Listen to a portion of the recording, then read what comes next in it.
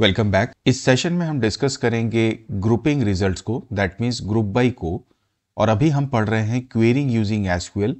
Actually ये सुमिता अरोरा का chapter number 7 है, quarrying using SQL. IP class 12 का unit number 3, database quarrying using SQL. इसके प्रीवियस में ऑलरेडी हमने एग्रीगेट फंक्शंस को, डिफरेंट माई एसक्यूएल फंक्शंस को और एसक्यूएल का रिवीजन टूर कर लिया है। उन सभी वीडियोस के लिए या उन सभी कॉन्सेप्ट्स को लर्न करने के लिए आप इस वीडियो को बैक कर सकते हैं या वीडियो के डिस्क्रिप्शन में उन सभी वीडियोस के लिंक को प्राप्त कर सकते हैं। So without wasting time let's start our session. So अभी हम डिस्कस करने जा रहे हैं ग्रुप बाई क्लॉज को। बेसिकली ग्रुप बाई क्लॉज जैसा कि इसका नाम है, it is talking about grouping results. So basically group by clause जो होता है वो यही करता है कि ये जो भी आइडेंटिकल रिकॉर्ड्स होते हैं उनको ये अरेंज कर देता है किसमें, ग्रुप्स में। अब ग्रुप में अरेंज करने का मतलब ये है कि ऐसा नहीं कि ये सीक्वेंस में या जैसे ऑर्डर बाय क्लॉज को यूज करके हम डेटा को सीक्वेंशियल ऑर्डर में डिस्प्ले करते हैं। यहाँ पर अरेंज का मतलब है कि आप इसको मैनिपुलेट कर सकते हैं आइडेंटिकल रिकॉर्ड्स को, जैसे कि आप उनका टोटल फाइंड कर सकते हैं, सेम टाइप ऑफ रिकॉर्ड्स को आप उनका एवरेज निकाल सकते हैं, आप total number of records particular type of category के उनको काउंट आप कर सकते हैं। तो वो यहाँ पर ग्रुप बाई क्लॉज डिस्कस कर रहा है या आपको बता रहा है। सो बेसिकली ग्रुप बाई क्लॉज जो है ज़्यादातर हम सेलेक्ट स्टेटमेंट्स के साथ यूज करते हैं और एग्रीगेट फंक्शंस का इस्तेमाल हम ग्रुप बाई क्लॉज में करते हैं। किस लिए करते हैं? ताकि हम आइडेंटिकल रिकॉर्ड्स को, ये जो आइडेंटिकल रिकॉर्ड मैंने यहाँ पे लिखा है, उनको हम अरेंज कर सकें। उदाहरण के तौर पे जैसे कि आप इस टेबल को देखें, यहाँ पर ये बुक नाम का टेबल है। आपसे अगर ये कहा जाए कि आप ऑथर वाइज, मतलब किसी पर्टिकुलर ऑथर की जो भी बुक्स हैं उनकी टोटल क्वांटिटी को फाइंड करें। जैसे अगर आप यहाँ पर देखें, हालांकि इसमें बहुत सारी अलग अलग कैटेगरीज नहीं है, बट फिर भी जैसे ये दीक्षित है, ये दीक्षित के हमारे पास 2 बुक्स हैं, मास्टरिंग C++ और डेटा स्ट्रक्चर। इन दोनों का टोटल सम कितना आ रहा है तो आप देखेंगे 4 और 3 7। सो इसका मतलब जैसे अगर आप ऑथर वाइज दीक्षित कर दें तो टोटल क्वांटिटी आपको कितनी मिल रही है? 7 मिल रही है। इसी तरह से फ्रेंच की अगर हम बात करें, हालांकि सिर्फ फ्रेंच का एक ही रिकॉर्ड है, से फॉर एग्जांपल इस फ्रीड को भी अगर आप फ्रेंच समझ लें, उस सिचुएशन में 3 + 2 ये कितना हो जाएगा? 5। तो कहने का मतलब ये है कि ग्रुप वाइज समरी जनरेट करना हमारे अवेलेबल टेबल की बेसिस पे। सो ग्रुप बाई क्लॉज को जब आप यूज करते हैं तो इसमें एक इंपॉर्टेंट बात यह है कि basically it is use to produce what? Single value. मतलब ये एग्रीगेट फंक्शन का इस्तेमाल करता है। तो मैं इसको एग्जांपल से एक बार आपको बताता हूं। जैसे आप अपनी स्क्रीन पे देख रहे हैं, ये माई एसक्यूएल क्लाइंट में मैंने एक डॉक्टर टेबल को आपकी स्क्रीन पे डिस्प्ले किया है। अब अगर आपसे ये पूछा जाए कि जेंडर वाइज डॉक्टर्स का कंसल्टेशन का टोटल आपको निकालना है, मैं बोल रहा हूँ जेंडर वाइज, तो आप क्या लिखते हैं? जैसे सेलेक्ट किया आपने बोला जेंडर वाइज, तो मैंने लिया जेंडर प्लस हमें सम करना है किसका? कंसल्टेशन का। सो मैं यहां पर लिख देता हूं कंसल्टेशन, एंड इसके बाद में मैं लिखता हूं मेरे टेबल का नाम, that is doctor, and semicolon करके जब आप एंटर प्रेस करें तो यहाँ पे अननोन बोल रहा है consultation. Let me check it, the spelling is what?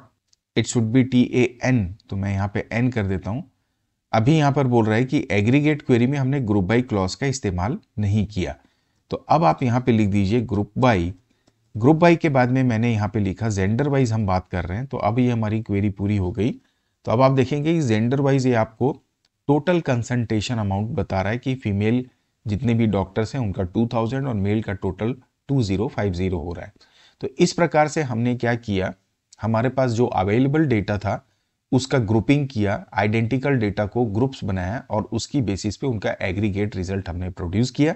ये जो रिजल्ट है वो एक सिंगल वैल्यू के फॉर्म में आता है, या एक सिंगल वैल्यू आपको रिप्रेजेंट करता है। जैसे अभी आपने यहाँ पे देखा कि ओवरऑल अलग अलग वैल्यूज थी, जब ग्रुप किया तो आपको यहाँ पर एक सिंगल वैल्यू मिल गई। तो ये हुई बात हमारे ग्रुप बाई क्लॉज की। अभी मैंने आपको एग्जाम्पल भी दिया, एक और एग्जाम्पल से इसे हम समझते हैं। जैसे मैं वापस से अपनी स्क्रीन पे इसी टेबल को ले लेता हूं, select star from my table, that is doctor. अब आपसे ये पूछा जाए कि आप मुझे डिपार्टमेंट वाइज, आप देखें यहाँ पे मेरे डिपार्टमेंट हैं, डिपार्टमेंट वाइज हमारे पास कितने डॉक्टर्स अवेलेबल हैं उनको डिस्प्ले करिए। तो जैसे मैंने लिया, सेलेक्ट किया आपने डिपार्टमेंट, कॉमा लगा के अब मैंने यहाँ पे काउंट किया। कोई भी फील्ड को आप काउंट कर सकते हैं, जैसे मैं ले लेता हूँ नेम। इसके बाद में मैंने लिखा फ्रॉम, मैंने इसके बाद इस टेबल का नाम दिया डॉक्टर, एंड ग्रुप बाई मैंने डाल दिया GROUP ग्रुप बाई, एंड इसके बाद में मैंने फील्ड दिया, किस फील्ड की बेसिस पे, डिपार्टमेंट की बेसिस पे, सेमी कॉलन करके आप एंटर प्रेस करेंगे तो आपको ये रिटर्न कर रहा है ENT में 1 है, मेडिसिन में 2 है, और इस तरह से बाकी सभी डिपार्टमेंट्स का रिकॉर्ड इसने शो कर दिया। हमारे पास यहाँ पर एक्चुअली रिकॉर्ड्स कम है, शायद इस वजह से डिफरेंस आपको ना समझ में आए, लेकिन आप मेडिसिन को देखें, यहाँ पर मेडिसिन के 2 रिकॉर्ड्स थे, उसको काउंट करके उसने यहाँ पे शो कर दिया। So this is how we can get the understanding of this group by clause. और जब आप ग्रुप बाई क्लॉज की बात करते हैं तो इसमें एक बहुत इंपॉर्टेंट पॉइंट है कि ग्रुप बाई में कई बार हम हैविंग क्लॉज का इस्तेमाल करते हैं, जो कि ग्रुप बाई में फर्दर कंडीशंस अप्लाई करने के लिए इस्तेमाल किया जाता है। हैविंग क्लॉज बेसिकली क्या करता है, जो भी ग्रुप बाई आप स्टेटमेंट के द्वारा रिजल्ट प्रोड्यूस करते हैं, जो कि ग्रुप्स में होते हैं, उनको फर्दर समराइज करना, उनको फर्दर फिल्टर करना, उसके लिए हम हैविंग क्लॉज का इस्तेमाल करते हैं। इसे हम पोस्ट फिल्टर के नाम से भी जानते हैं, जो कि ग्रुप बाई के अप्लाई करने के बाद जो रिजल्ट आता है उसको फर्दर आपको फिल्टर करके आंसर या रिकॉर्ड्स को रिटर्न करता है।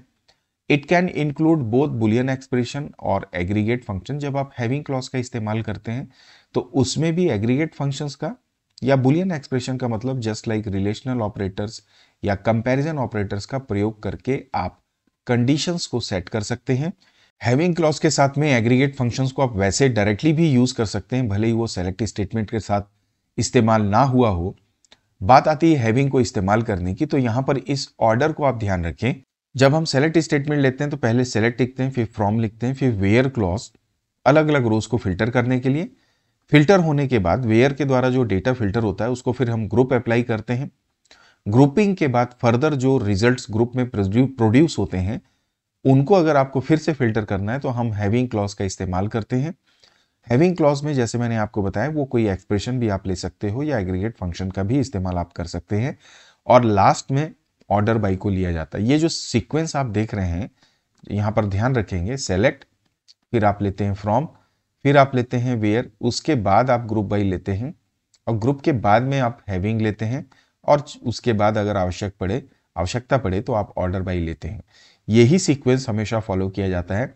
ऐसा नहीं कि आप पहले हैविंग ले लेंगे फिर आप उसके बाद क्या लेते हैं, वेयर लेते हैं।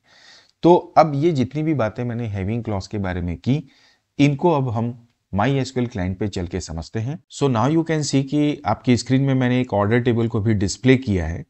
अब मान लीजिए मुझे हर एक कस्टमर का टोटल अमाउंट कितना हुआ, कस्टमर वाइज मुझे टोटल अमाउंट ग्रुप करना है, तो इसके लिए मैं कमांड लिखता हूं, से for example select customer number, मैंने कॉमा डाला, मुझे ग्रुप करना है सम ऑफ टोटल, सो मैं यहाँ पे लिखता हूँ टोटल। इसके बाद में मैंने बोला कि मेरे टेबल का नाम है ऑर्डर्स, आप ऑर्डर्स दे दीजिए, और उसके बाद में मैंने यहाँ पे लिख दिया ग्रुप बाई। ग्रुप बाई के बाद में मैंने ऑब्वियसली यहाँ पर लिखा कस्टमर नंबर, सेमी कॉलन डाल के एंटर किया, तो देखिए ये 3 कस्टमर है, तीनों का फाइंड टोटल सम आपको प्रेजेंट कर रहा है। आपसे फर्दर ये बोला गया जो ग्रुप बाई के बाद रिजल्ट प्रोड्यूस हुआ, हमको केवल उन रिजल्ट सेट्स को दिखाना है जिनका ग्रुपिंग के बाद टोटल 500 से ज्यादा है। तो ऐसी सिचुएशन में आप क्या लिखेंगे कि जैसे सेलेक्ट कस्टमर नंबर किया, हमने सम ऑफ टोटल किया ऑर्डर टेबल से, ग्रुप बाई कस्टमर नंबर के बाद में मैंने यहां पर लगाया हैविंग क्लॉज, और मैंने बोला कि जो सम आप टोटल का निकाल रहे हो it should be greater than what your 500। अब इस सिचुएशन में देखिए हमने यहाँ पर हैविंग के साथ एग्रीगेट फंक्शन तो यूज किया ही, प्लस यहाँ पे बुलियन एक्सप्रेशन भी हो रहा है, ग्रेटर देन मतलब ये ट्रू फॉल्स आपको रिटर्न कर देगा। एंटर जैसे ही आप प्रेस करेंगे तो देखिए अब इसने क्या किया, पहले तो इसने ग्रुप करके यहाँ पर रिजल्ट प्रोड्यूस किया, 3 कस्टमर्स आए, फिर हैविंग की वजह से इसने 500 से जो रिजल्ट ज्यादा थे उनको फिल्टर करके यहाँ पर दिखाया, that is only 2 records, customer number 2 and customer number 3। अब सपोज दैट आप मुझसे क्वेश्चन करें कि हैविंग तो आपने बता दिया, अगर इसमें वेयर क्लॉज का इस्तेमाल करना है तो आप कैसे करेंगे। तो मैं क्या करता हूं, पहले आपके पास ये वापस इस ऑर्डर टेबल के सारे रिकॉर्ड्स को दिखाता हूं। अब आपसे ये पूछा गया कि मुझे ग्रुपिंग करनी है कस्टमर वाइज टोटल फाइंड करने के लिए, लेकिन मुझे केवल उन्हीं कस्टमर्स का रिकॉर्ड ऐड करना है जिनका टोटल इंडिविजुअल अमाउंट क्या है वो 200 रुपए से ज्यादा है, ये मान लेते हैं। इस सिचुएशन में अगर आप लिखेंगे select customer number sum of total from orders group by customer number, तो यहां पर मैंने कोई फिल्टर नहीं लगाया, तो इसने सभी का टोटल निकाल दिया ग्रुप कस्टमर वाइज। अब अगर क्वेश्चन ये था कि भाई आप रिकॉर्ड ऑब्वियसली ग्रुप करिए, लेकिन मुझे केवल उन्हीं रिकॉर्ड्स को मतलब ग्रुप करना है जिनका individual total amount it should be greater than what 200 rupees.